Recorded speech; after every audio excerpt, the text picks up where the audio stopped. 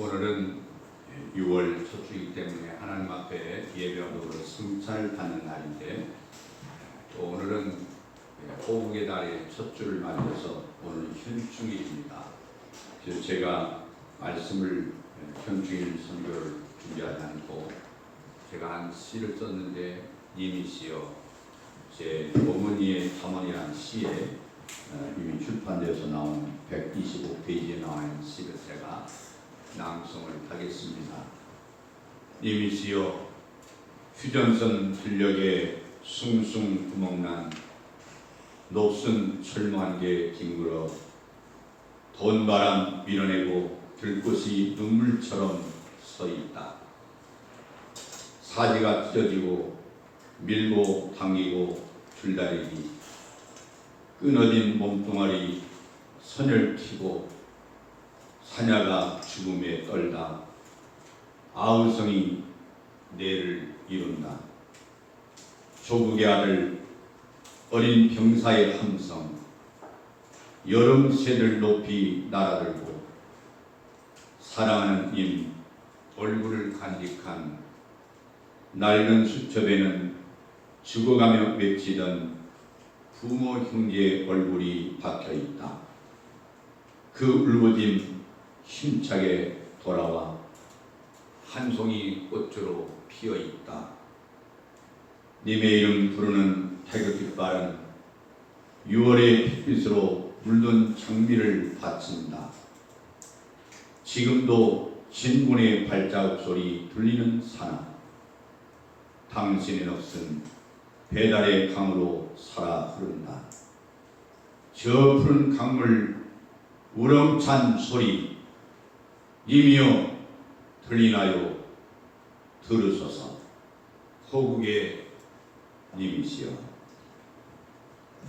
6.25 사변을 생각하면서 제가 작년에 썼던 시인데, 올해는 제가 주부에 있는 길의 잠언이라는 시를 썼습니다만은, 오늘 호국의를 맞이해서 마음속에도 그 고마운 님들의 죽음이 있었기에 오늘 대한민국의 자유민주주의가 우리가 마음껏 누릴 수가 있는 나라가 됐습니다.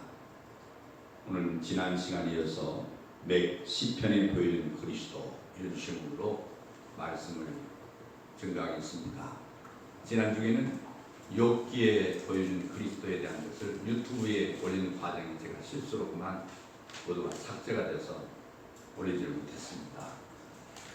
그 설교를 계속 그 정도로 듣는 사람이 있는 줄 몰랐는데, 왜 그 설교를 올리지 않았느냐고 이렇게 전화상으로 말씀해서 무척 미안했습니다. 제 설교를 매주마다 듣는 사람이 다른 데 목회자도 있다는 걸 잘 몰랐는데, 이번 주부터 잘 정신을 다 차려서 할 것이고, 아마 돌아온 주에는 이제 카메라가 저 대신에 이제 설치가 되고 바깥에 TV가 되면 우리 교회 전체가 제가 설교하는 영상이 밖으로 나가 있고 음성이 밖에도 들릴 것입니다. 앞으로는 또 유튜브에 올리는데 아마 상당히 부드러울 것이라고 생각이 됩니다. 오늘 이 시편에 보여준 그리스도, 함께 이 말씀 참고하면서 오늘 주께서 우리에게 언약의 아들을 보내셔서 그 피로 우리를 속죄하시고 하나님의 언약의 백성이 되고, 그러나 우리가 의롭다함을 받고 또 우리의 영생을 주시는 귀한 은혜와 축복을 주셨습니다. 이 아름다운 성찬과 더불어서 주의 언약의 말씀에 여러분의 영적으로 여러분이 듣는 귀와 마음이 행복하기를 주의 이름으로 축원합니다. 시편은 영어 제목이 바로 샬인데, 미국식 발음은 샬이라고 합니다. 구약을 헬라어로 번역하면 70인역 제목인데, 이 제목에 보면은 바로 이 팔루로스 이렇게 말하고 있는데, 이 팔루로스에서 파생되었습니다만은 이 헬라의 어휘를 보면 노래한다는 뜻입니다. 악기의 힘을 튕긴다, 그런 뜻이 있는데, 이런 어근에서 파생된 히브리어 미주몰이라는 말은 악기의 반주에 맞춘 노래라고 하는 뜻을 가지고 있습니다. 이렇게 시편의 히브리어 제목인 테일림, 찬양들. 시편은 뭐냐? 바로 찬양이다. 신앙의 찬양. 이게 시편인데, 이 저작권과 저작연대를 잠깐 생각해 보면 이 표제에 의하면 전체 시편의 약 반 정도인 73개가 다윗이 그 저자를 밝히고 있습니다. 나머지는 아사 12개를 썼고, 고라 자손이 11번 썼고, 여두둔이 4번, 솔로몬이 2번, 해만과 에단과 모세가 각각 1번을 그 저자로 밝히고 있는데, 이 작자 이상의 그 시편 중에는 많은 시가 다윗에 의해서 쓰였을 가능성이 큽니다. 시편 90편이 모세에 의해서 쓰였습니다.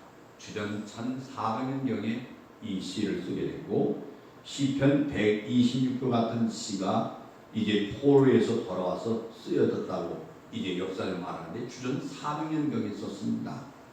약 1000년의 기간에 걸친 바로 기록이 바로 시편 150편입니다.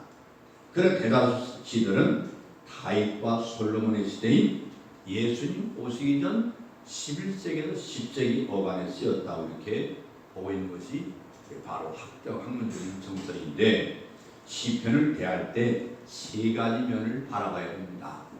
하나는 시를 기록한 장본인의 입장을 봐야 됩니다. 다윗의 시는 다윗이 어떤 역사적인 배경과 환경에서 이 시를 썼느냐 하는 거고, 두 번째는 다윗의 경험을 통해서 예수 그리스도께서 당하신 일들을 반영해주고 있습니다. 만일 이것을 우리가 간과해버린다면, 그냥 넘겨버린다면 시편을 통해서 계시하고자 하는 영광스러운 하나님의 음성을 들을 수가 없습니다. 그래서 시편을 기록하여 하신 성령님의 인도하심을 알지 못하는 이런 해당이 있습니다. 세 번째는 시편 기자의 경험과 예수님의 겪으신 일들을 통해서 그의 자취를 따른 성도들에게 적용되는 점입니다.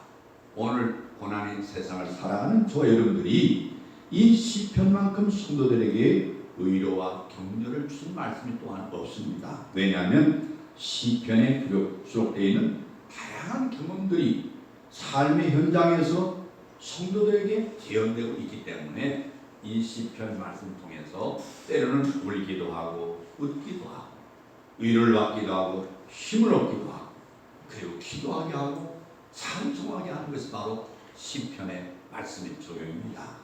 이 다윗이 당한 순환의 의미를 보면 이 다윗과 관련된 시편들을 보면 대부분이 박해로부터 구원을 호소하고 있는 내용들이 대부분입니다. 이 다윗이 왜 이런 순환을 당해만 했고 그가 당한 순환의 의미가 뭐냐, 그걸 알기 위해서는 사무엘상 16장에 다시 돌아가 봐야 됩니다. 하나님께서 사무엘에게 16장 1절 말씀에 너는 기름을 뿔에 채워가지고 가라. 내가 너를 베들레헴 사람 이세기로 보내리니 이는 내가 그 아들 중에서 한 왕을 준비하였다 하고 말씀하고 있습니다. 그날 그 아들 7으로 다 사무엘 앞을 지나갈 때 10절 보면 택하지 않았다. 마지막으로 양을 치던 말제 다윗을 데려왔을 때 12절 보면 이가 그니 일어나 기름을 부어라. 하나님이 사무엘에게 명령하십니다. 그 13절 보면 이후로 다윗이 여호와의 성령이 여호와의 신에게 감동되니라. 그러나 사울에게는 악신이 그를 범죄케 했다. 그렇게 말씀하고 있습니다. 다윗의 순환은 하나님의 택하심과 기름 부음을 받아서 성령의 충만함으로 시작합니다. 다윗은 성령 충만을 받아서 골리앗을 물리치게 되고, 그리고 환영하는 백성들이 사울이 죽인 자는 천천히요 다윗은 만만이로다. 사무엘상 18장 7절에 말씀하고 있는데 다윗은 높음으로 말미암아 사울 마음속에 증오심이 생기게 됐죠. 그래서 사무엘상 18장 12절 보면 여호와께서 사울을 떠나 다윗과 함께 계심으로 사울이 그를 두려워하니라. 만만한 상대가 되지 않습니다. 하나님이 다윗과 함께하니까 사울이 두려웠어요. 그 사무엘상 18장 29절 보면 사울이 다윗을 더욱 두려워하여 평생에 다윗의 대적이 되니라. 이게 성경은 우리에게 말씀을 주고 있습니다. 만약 하나님께서 다윗에게 기름 부으심이 없었다면 그는 순환 당함이 없이 양칠 목자로서 평생을 마쳤을 것인데, 그러나 다윗이 받은 박해는 사사가 개입 것이 아니라 하나님을 위한 것이었고, 다윗을 대적하는 것은 곧 하나님을 대적한 것과 마찬가지가 되었습니다. 다윗이 싸운 싸움은 사무엘상 17장 47절에 돌아가 보면 전쟁은 여호와께 속한 것인지요. 그렇게 말씀한 대로 여호와의 전쟁, 전 구속 역사를 이루기 위한 싸움을 싸웠다. 하나님의 구속 역사를 위해서 하나님이 다윗에게 이런 고난을 하나님께 허락하셨다 하는 사실입니다. 두 번째, 다윗은 예수 그리스도의 예표적인 인물로 세웠습니다. 그렇다면 하나님은 무슨 목적으로 다윗을 택하여 왕을 삼으셨느냐? 이세 아들 중에서 한 왕을 예세 놓으셨다고 사무엘상 16장 1절에서 말씀했는데 그가 다윗이었습니다. 그런데 이사야 선지자가 놀라운 예언하잖아요. 이사야 11장 1절 보면 이새의 줄기에서 한 싹이 나며 그 뿌리에서 한 가지가 나서 결실할 것이요, 이렇게 예언했는데 그분이 누구냐면 예수 그리스도입니다.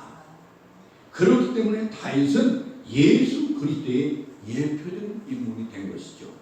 다윗으로 왕을 삼으심으로 누가복음 1장 32절을 보면 영원히 다윗의 위에 올라, 바로 왕의 자리에 올라 왕으로 하신 메시아 왕국을 그림자로 보여주고 계시하고 있는 것입니다. 뿐만 아니라 이 호세아 선지자를 보면, 특별히 그 이전에 에스겔 선지자도 에스겔 30장 24절 보면 내종 다윗이 그들의 왕이 되리라 이렇게 예언하고 있고, 또 호세아 선지자도 호세아 3장 5절 보면 그 위에 저희가 돌아와서 그 안에 여호와와 그 왕 다윗을 구할 것이라 하고 예언하고 있습니다. 예, 다윗은 이미 죽은 지 수백 년이나 되었음에도 불구하고 내종 다윗이 그들의 왕이 된다고 하는 것은 예수 그리스도에 대한 예언이 명백합니다. 그렇기 때문에 다윗이 박해를 받는 것은 예수님께서 받으신 박해에 대한 그림자였다는 사실이죠. 그래서 교훈적인 관점은 다윗의 처지와 형편을 설명하기 위해 우리도 다윗을 본받자 이렇게 쉽게 설교할 수 있겠지만 전혀 다른 얘기입니다. 그렇게 하면 그림자는 보았지만 실제는 그리스도를 만나지 못하는 비밀이 있는 거예요. 그렇기 때문에 시편을 통해서 만날 분이 누구냐? 다윗이 아니라 예수 그리스도를 만나야 되는 것입니다. 세 번째는 시편에 나타난 의인과 악인인데, 우리가 시편의 잘 아는 1편에서 대적 의인에게는 여호와께서 인정하시나 악인에게는 망하리로다 이렇게 시작해서 의인과 악인이 이 빈번하게 등장하는데, 의인과 악인은 각각 누구를 가리키는 말이냐? 먼저 윤리적인 척도에서 의인이고 악인은 말이 아님을 우리가 분명히 명심해야 됩니다. 여기서 말하는 윤리와 도덕적인 의인과 악인을 말하는 것이 아니고, 물론 의인은 선하고 악인은 악할 수도 있지만은 엄밀한 의미에서 의인은 없나니 하나도 없다고 성경은 선언하고 있습니다. 시편이 말씀한 의인과 악인이라는 것은 창세기 3장 15절에서 선언하신 여자의 후손과 뱀의 후손을 가리키는 말씀이죠. 결국 그리스도에게 속한 자와 사탄에 속한 자를 말하는 거예요. 다시 말해서 신자와 불신자를 말씀하고 있습니다. 불신자들 중에는 선한 사람도 많이 있습니다. 그러나 그 아비가 요한복음 8장 42절 보면 사탄이라고, 악한 사탄이라고 성경을 말씀하고 있어요. 그도 피할 수 없이 악한 자로 분류하고 있는 것이죠. 같은 원리로 신자들 중에도 신실하지 못한, 대먹지 못한 사람도 있단 말이에요. 그러나 그의 머리가 의로우시기 때문에 의인의 편에 섰다는 말입니다. 이게 놀라운 은혜예요. 네 번째, 시편에 등장하는 대적자 원수는 누구냐? 시편에는 논란이 많지 대적자 또 원수라는 말이 굉장히 많이 등장하는데, 그리고 그에 대한 무서운 저주를 우리는 볼 때마다 의아하게 여길 수 있는데, 1차적으로 그 대적자 원수는 다윗을 미워하고 죽이려던 누구일 수가 있지만, 그러나 시편이 말씀하고 있는 원수는 사탄을 알아야 됩니다. 사탄.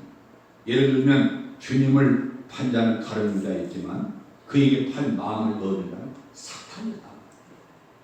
사울왕은 왕이 있을 동안 다윗을 죽이려고 했는데 빵빵 소리했습니다. 그 배우를 보면 악신이 그에게 들어가기 때문이라고 말씀하고 있어요. 사탄이 들어가 있어요.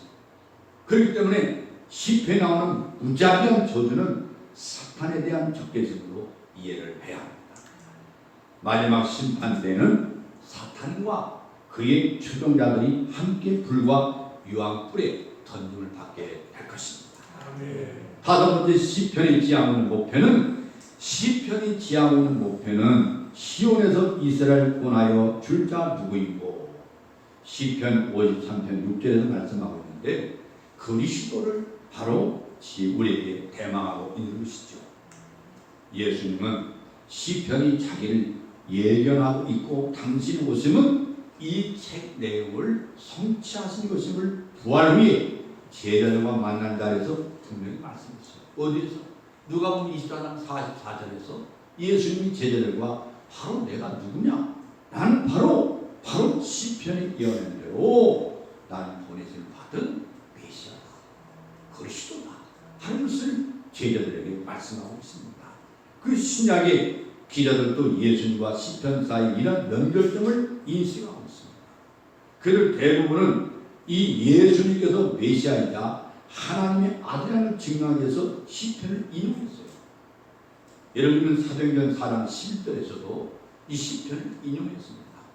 물론 시편이 좋은 의미에서의 예언은 아닙니다. 그러나 시편의 많은 시들이 다윗적인 왕을, 다윗을 왕을 삼자는, 다윗을 왕을 배전한 또는 그 시에 초점하고 있기 때문에 다윗의 후손으로 그 보좌에 앉으신 예수님은 그 시대의 궁극 성취로 받아들여야 되는 것이죠.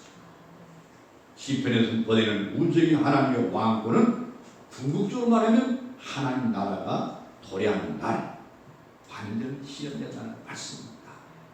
하나님의 의로움과 공의와 그리고 힘없고 억눌린 자에 대한 하나님의 관심은 현재 인간의 죄악으로 발명해서 방해를 받고 있지만 마지막 날 하나님께서 죄악의 근원을 뿌리 뽑고 마귀를 가두실 때 현실로 나타난다. 그날이 오기까지 믿는 자는 하나님 나라와 그 일을 구함으로써 하나님의 통치를 가시화해야 한다는 사실이 마태복음 6장 33절에서 말씀하고 있는 것입니다. 여러분 시편 40편 6절에 보면 주께서 내 귀를 통하여 내게 들려주시기를 제사와 예물을 기뻐하지 아니하시며 번제와 속죄를 요구하지 아니하신다 하시니라. 그때 내가 말하기를 내가 왔나이다, 나를 가리켜 기록한 것이 두루마리책이 있나이다 하고 바로 40편 시편 40편 7절에서 말씀하고 있는데 이 구속주 되시는 그리스도의 초임을 말씀합니다. 근데 나아가 이제 시편이 지향하는 최종적인 목표는 여호와께서 다스리나니 땅은 즐거하며 허다한 성은 기뻐할 것이라. 시편 57, 97편 1절에서 말씀하고 있는 것은 온 세계 열국이 이제 기뻐할 것이다. 이 그리스도께서 재림하셔서 완성된 메시아 왕국을 지향하고 있는 것입니다. 즉 시편의 궁극적인 목표는 뭐냐? 하나님 나라예요. 하나님 나라. 제가 오늘 여러분에게 선물이라고 한 책이 이분이 어느 장로님이 쓴 책이에요. 그래서 어떤 목사님이, 제가 교수일 때 학생이었지만 이 책을 한 박스를 갖고 와가지고 교수님 이거 드리고 갑니다. 뭔데? 그래서 오늘 아침에 내가 이거 다 쭉 새벽에 잠이 안 와서 읽었어요.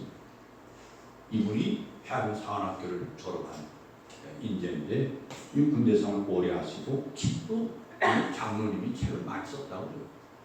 근데 이분이 인생들의 꼭 구해야 할 두 가지 해답, 삶과 죽음. 여러분 한 곳에 꼭 보시고 전도할 때 사용하시 바랍니다. 아주 책이 잘 돼 있어요. 아주 좋은 얘기 많이 있고요. 또 이 책에 보면은 바로 삼성의 이병철 씨가 이제 돌아가셨지만 그분이 생애 마지막에 기독교 신앙에 대해서 깊이 고뇌하고 물었던 질문들이 여기 나와 있어요. 그리고 불교의 성천 스님이 바로 자기는 사탄이다, 부처를 사탄이라고 외쳤던, 마지막 자기는 바로 이 본받지 못하는 신앙, 죽었던 얘기들이 여기 다 기록되어 있는데 너무 내용들이 잘 돼 있어서 좀 여러분들이 꼭 한 곳이 이것은 좋겠습니다. 여러분, 우리가 시편을 통해서 그리스도를 만나요. 아멘. 뿐만 아니라 오늘 여러분에게 일반 고통을 겪으면서 사람은 두 가지 반응을 나타냅니다. 하나님을 멀리하고 도망가는 사람이 있는가 하면 견딜 수 없는 고통 속에서 오히려 하나님 안에서 하나님을 찾고 문제를 해결해 나가는 사람이 있습니다. 다윗은 어떻게 반응했을까요? 31편 4절 14절 말씀 보면은 여호와여 그리하여도 나는 주께 의지하고 말하기를 주 내 하나님이시라 하였나이다. 이리 고백하고 있습니다. 그러하여도 그리할지라도 그렇게 아니하실지라도 아무리 나에게 많은 고통과 괴로움이 있다할지라도 나는 주님만 의지하겠습니다. 다윗은 여전히 문제 속에 있고 심각한 고난이 계속되고 있지만 그리하여도 주님만 의지하겠다는 믿음의 고백을 하고 있는 것입니다. 다윗은 자신의 삶이 전적으로 주님의 손에 달려있다고 믿고 있어요. 살고 죽는 것도 성공을 실패하는 것도 우리의 미래고 다 주님의 손에 있음을 믿으시기를 바랍니다. 다윗은 문제 속에서 하나님께 나아가 기도하기 시작했습니다. 31편 5절 보면 문제가 있을 때마다 하나님께 나갔습니다. 내가 나의 영을 주의 손에 부탁하나이다. 진리 하나님 여호와여 나를 속량하셨나이다. 전적으로 하나님 의탁하는 또 의뢰하는 기도를 드렸습니다. 바로 고난 당한 자의 바람직한 타세는 하나님 아버지 앞에 나가는 것입니다. 하나님께서 우리와 대화하기를 원하십니다. 하나님께서는 고난을 통과하고 있는 우리의 고백을 듣고 계시고 우리를 지금 보고 있음을 믿으시길 바랍니다. 주님께서 나의 고난을 보셨다고 31편 7절에서 말씀하고 있습니다. 내가 네 고난을 보고 있다. 주께서 나의 고난을 보시고 그 환난 중에 있는 내 영혼을 아셨으며 주님께서 이미 나의 고난을 알고 계시고 보고 계시다. 주님께서 내 고난을 보는 순간 고난의 문제가 해결됨을 믿으시기를 바랍니다. 길 잃은 어린아이가 방황하다가 어머니를 만나는 순간 어머니 품에 안기듯이 외롭고 힘들게 고난 중에 있었는데 주님께서 아시고 안아주시고 해결해 주신다고 했습니다. 오늘도 고난 중에 지친 우리에게 주님은 말씀하십니다. 얘들아 힘들지? 힘들어. 내가 함께 있단다. 주님께서 우리의 등을 두드리시며 말씀하십니다. 때문에 우리는 세상에 대한 두려워할 필요가 없습니다. 31편 19절 말씀 보면 주를 두려워하는 자를 위하여 쌓아두신 은혜, 곧 주께 피하는 자를 위하여 인생 앞에 베푸신 은혜가 어찌 그리 큰지요 고백하고 있습니다. 주님께서 두려워하는 우리에게 두려움을 이기는 은혜를 주셨습니다. 사도 바울이 고린도후서 6장에 이렇게 고백하고 있습니다. 무명한 자 같으나 유명한 자요, 죽은 자 같으나 보라 우리가 살아있고, 징계를 받은 자 같으나 죽임을 당하지 아니하고, 근심한 자 같으나 항상 기뻐하고, 가난한 자 같으나 많은 사람을 부유하게 하고, 아무것도 없는 자 같으나 모든 걸 가진 자로다. 고린도후서 6장 9절로 11절에 말씀하고 있죠. 여러분, 이것이 하나님의 은혜를 아는 자의 고백입니다. 혹시 지금 고통당하고 있습니까? 하나님께 오라는 사인입니다. 하나님께 피하라는 사인입니다. 하나님의 고난 대신에 쌓아놓으신 은혜로 여러분 채워줄 줄로 믿으시길 바랍니다. 인생에 많은 고난과 고통이 있답니다. 아픔과 고통 중에도 기도합시다. 하나님께 나갑시다. 예배당을 이분들은 잘 해놓으니까 말씀이 분분한데 제가 깊이 생각해 보았습니다. 우리 신발 신고 들어오지 맙시다. 너무 이쁘게 해놨습니다. 우리는 실내화를 신읍시다. 그래서 실내화 신고 예배당 안에도 저 밑에도 식당에도 위에 조그만하게 여러분 전체를 북카페로 두면 이제 교회를 활용할 생각입니다. 안으로나 밖으로나 생각이 타당하다 생각했습니다. 너무 예쁘게 해놓으니까 감히 신발 신고 아마 그냥 들어오기 죄송한 것 같은 생각이 들어서 좋은 생각이다. 어차피 책을 갖다 놓고 신발 신고 왔다 하면 먼지가 날 거고 그 먼지가 차 속에 들어가면 안 될 거고 제 생각 속에는 언제니 와서 기도하고 내가는 장소, 눈물로 회개하고 용서받는 장소, 그러면서 치유받고 세임을 얻는 장소뿐 아니라 밤이 새도록 와서 저는 책을 보고 공부해도 저는 방해하지 않겠습니다. 누구든지 와서 책을 펴놓고 기도하다가 공부하라. 이 북카페에서 정말 영적으로 큰 산되고 나라를 위해서 큰 산되에서 여기 와서 책을 공부하고 기도해라. 저는 그런 장소 열어놓고 싶습니다. 이 아름다운 성전에서 마음껏 기도하다 주님 만나 정말 책을 읽다가 하나님의 사랑을 받고 민족을 위해서 세계를 위해서 부름받는 그런 큰 사람들이 이 교회에서 많이 일어나길 바랍니다. 이 성전이 하나님을 만나는 곳, 이 성전이 인생의 길을 찾는 곳, 이 성전이 인생이 이 땅에 와서 내가 왜 여기 있느냐는 자기의 사명과 미션을 찾는 곳, 하나님 음성 듣는 곳이 되기를 주의 이름으로 축원합니다. 이제 시스템을 갖추게 되면 아름다운 찬양이 이 성전에 울릴 것입니다. 여기서도 컨트롤하지만 저 위에 또 사무실에도 컨트롤이 됩니다. 이제 모든 기계가 돌아가서 이 찬양 드리는 것, 기도하는 것, 설교하는 것, 예배드리는 정황이 이 안에 다 모든 사람이 공유할 수 있겠습니다. 아이가 마음껏 뛰어나도 괜찮은 그런 공간이 있습니다. 여러분 성전을 최대한 내가 내 영적으로 정말 나에게 하나님이 유유 주시려고 은총 주시려고 만든 공간이 이 성전의 바람새에 상관없다 하는 것이 아니라 내 인생에 하나님 절대절명의 주의 음성과 그리고 주의 손에 붙잡히는 그런 뜨거운 하나님 만나는 기도 드리기를 주의 이름으로 축원합니다.